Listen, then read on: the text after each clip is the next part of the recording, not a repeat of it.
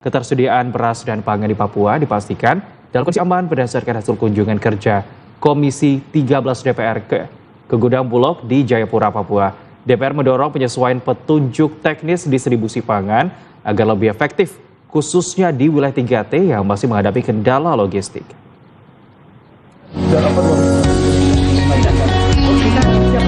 Anggota Komisi 13 DPR RI fraksi Gerindra, Yan Mandenas, melakukan kunjungan kerja ke gudang Perum Bulog di Kota Jayapura, Papua.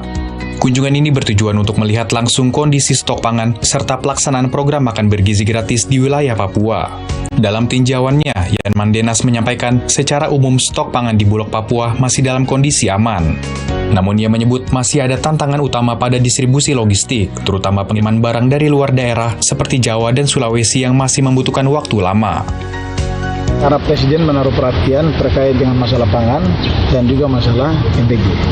Nah, sehingga dari hasil monitoring ini, kami akan melaporkan sesuai dengan kondisi dan kendala yang terjadi di daerah.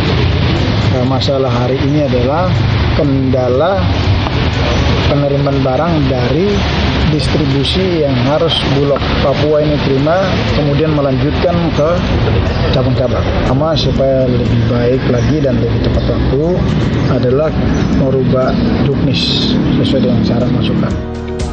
Pimpinan Perum Bulog Kanwil Papua Ahmad Mustari menegaskan stok pangan di Papua saat ini masih dalam kondisi aman dengan ketersediaan beras sekitar 37.000 ton yang dinilai cukup untuk 3 bulan ke depan. Bahwa ketersediaan stok, kita sama-sama tadi bahwa stok kita sebenarnya cukup. Jadi kalau untuk kendala kita masih menunggu karena kita Bulog Papua ini adalah Bulog operasional, bukan Bulog daerah surplus untuk sentra. Jadi kita daerah operasional. Jadi kita mau tidak mau harus kita minta atau kita sesuai dengan ketentuan di mana ada wilayah yang mengalami stok kurang, mau tidak mau diisi dari wilayah lain. Secara nasional, cadangan beras pemerintah yang dikelola Bulog tercatat mencapai sekitar 5 juta ton yang tersebar di seluruh Indonesia.